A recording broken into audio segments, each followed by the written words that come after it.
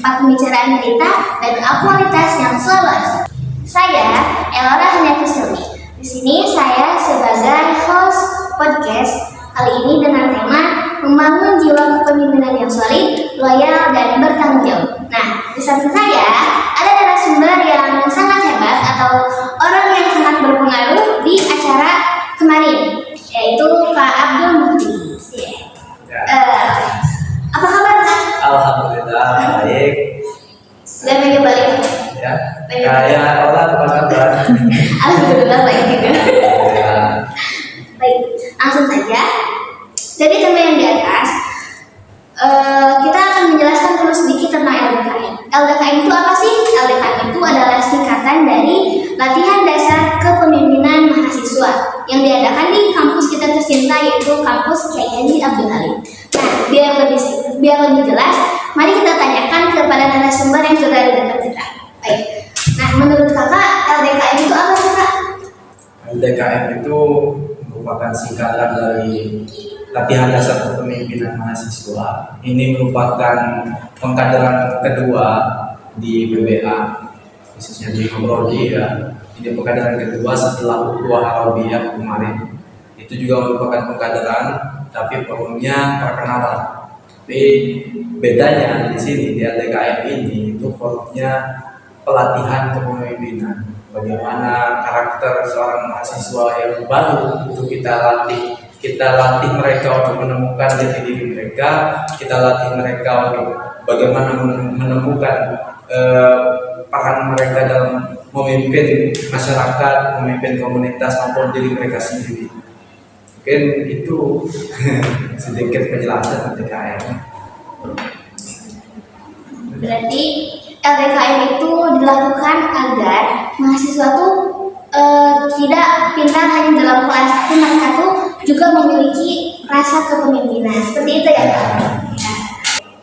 Nah, dari tema kemarin itu kan kakak mengambil tema menjunjung integritas, merawat loyalitas, dan mewujudkan regenerasi. Nah, boleh nggak kakak jelasin sedikit aja gambaran atau penjelasan dari tema tersebut? Oke. Pertama-tama kami ambil tema itu dari rapat konsepan acara kemarin itu di bulan Maret kalau tidak salah kemarin sebelum kita libur semester. Ini bertujuan sebagai bukan sekitar slogan saja ya, bukan slogan yang enak didengar gitu dengan susunan kata-katanya yang rapi, tapi ini adalah fondasi kepemimpinan. Nah, di mana yang kita harapkan biasanya kan arkan fondasi kepemimpinan ada integritas, loyalitas, sama regenerasi. Nah, integritas di sini bukan integritas di sini adalah soal konsistensi antara kata dan tindakan. Nah, artinya ketika kita sudah berkata akan menggapai sesuatu itu harus dengan tindakan juga. Kalau tidak dengan tindakan itu bukan integritas.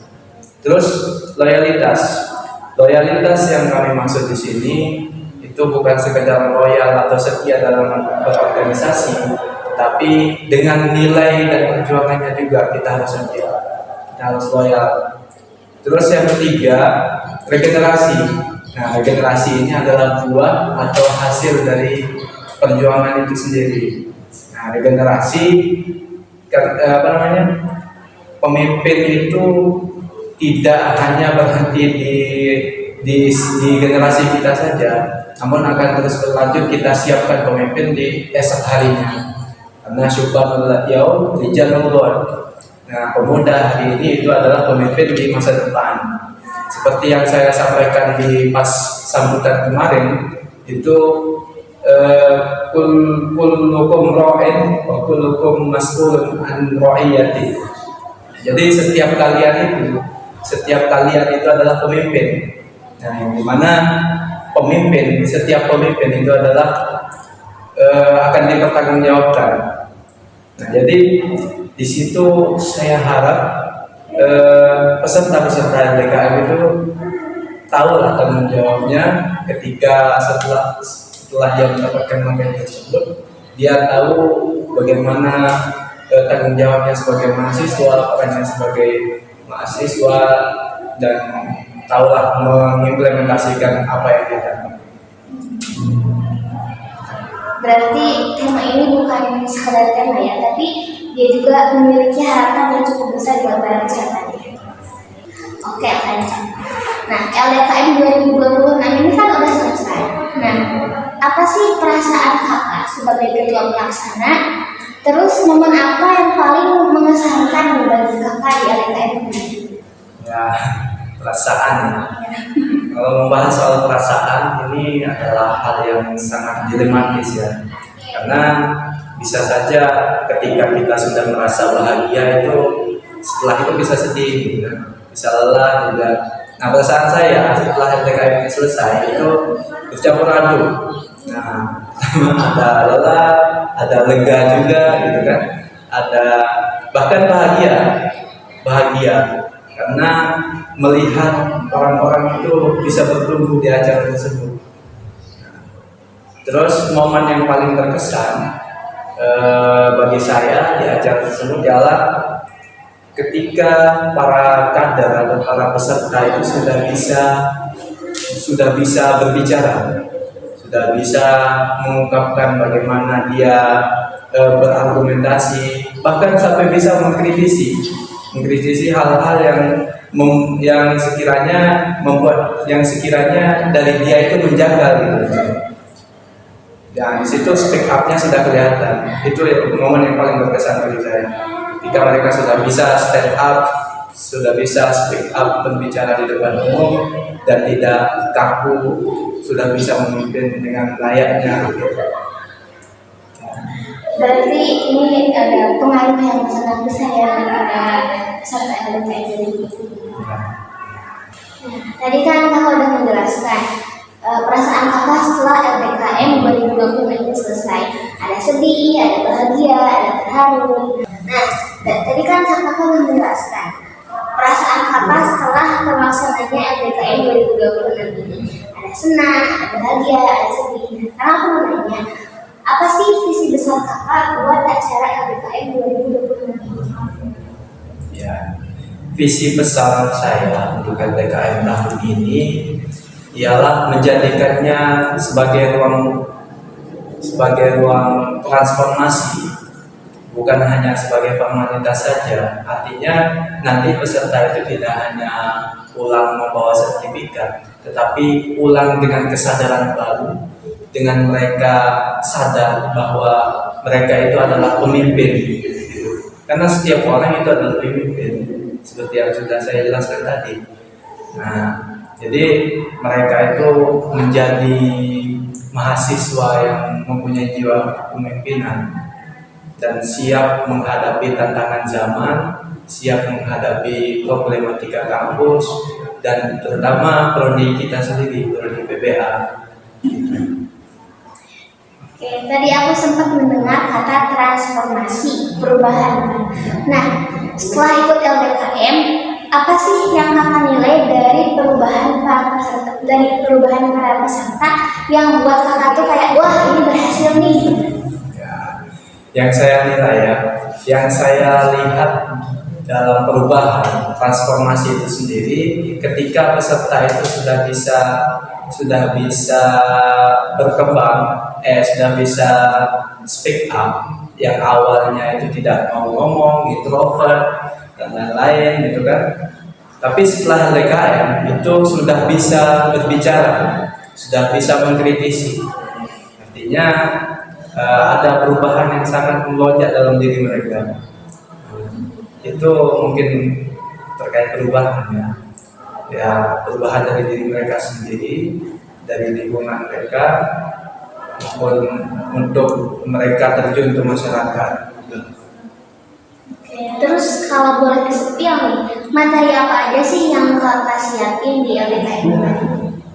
Untuk materi-materi kemarin itu ada 10 materi ya yang kami siapkan. Ya, materi utamanya sejarah PBA, terus dilanjutkan dengan kepemimpinan, keorganisasian, manajemen konflik, manajemen keuangan, retorika, teknik persidangan, administrasi, sama dua lagi, advokasi dan lobbying dan analisis SWOT. Nah, ada 10 materi yang kita sadar untuk para peserta itu supaya mereka mempunyai jiwa kepemimpinan lah. Ya, bingung saya jelaskan. Lumayan banyak berarti ya. Itu menghabiskan waktu berapa lama? Menghabiskan waktu 2 hari.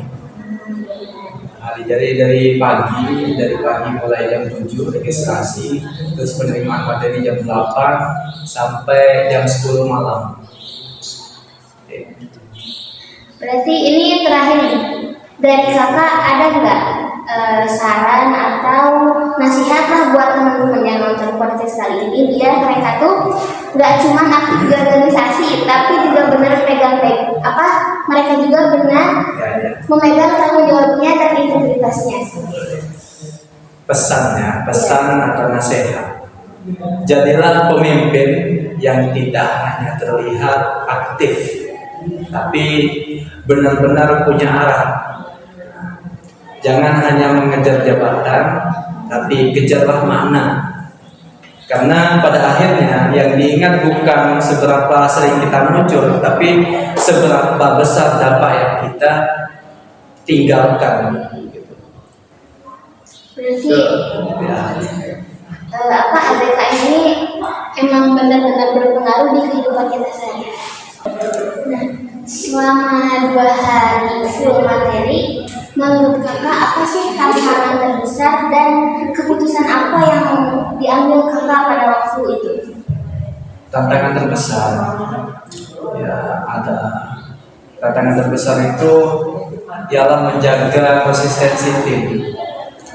Ya, baik dari segi energi, komunikasi maupun komitmen.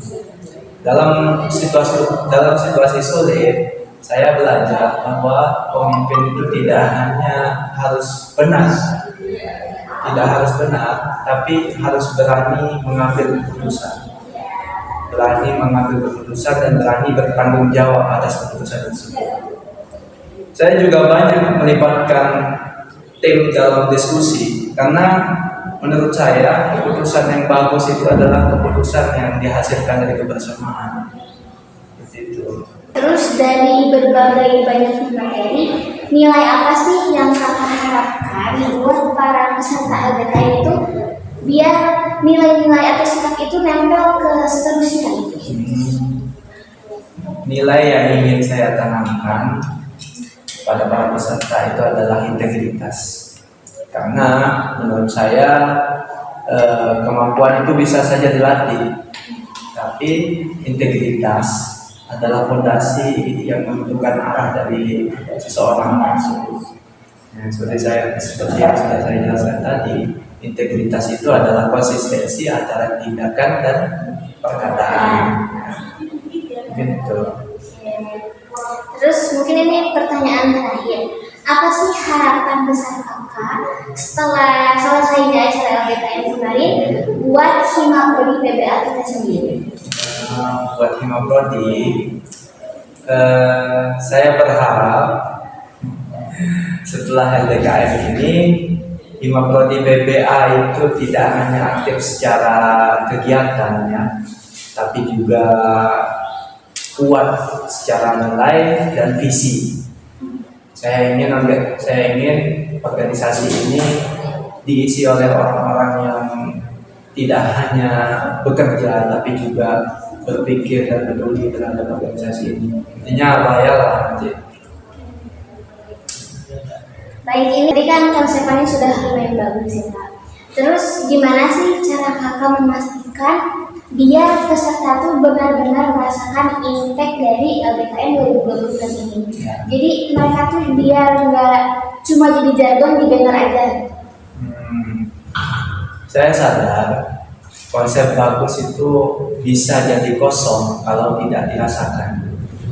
Maka kami desain kegiatan ini tidak hanya didengar tapi dialami.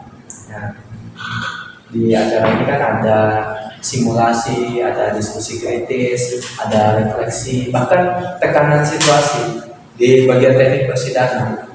Nah, Karena kepemimpinan itu tidak lahir dari teori saja, tetapi dari pengalaman yang menggugah, dari pengalaman yang panjang. Nah, kita tidak bisa melihat dampak dari pemimpin itu hanya dari teori, tapi dari pengalamannya. Gitu. Berarti pengalaman itu memang sangat berpengaruh. Ya. Terus kakak ini pas merancang materi atau rundown acara, nah gimana sih tips biar peserta tuh beneran merasa jadi pemimpin yang solid, loyal, dan mereka tuh memiliki rasa tanggung jawab gitu? Merancang acara, kami merancang kegiatan ini seperti perjalanan. Dari mengenal diri, terus memahami organisasi, hingga praktik kepemimpinan. Materi tidak berdiri sendiri, tapi saling terhubung. Nah, materinya itu kan mulai dari materi sejarah PPA, kita perlu mengetahui sejarah dulu, terus baru kita mempelajari keorganisasian, manajemen organisasi, manajemen konflik gitu kan. Nah, bahkan kita mempelajari bagaimana tata kelola seorang pemimpin.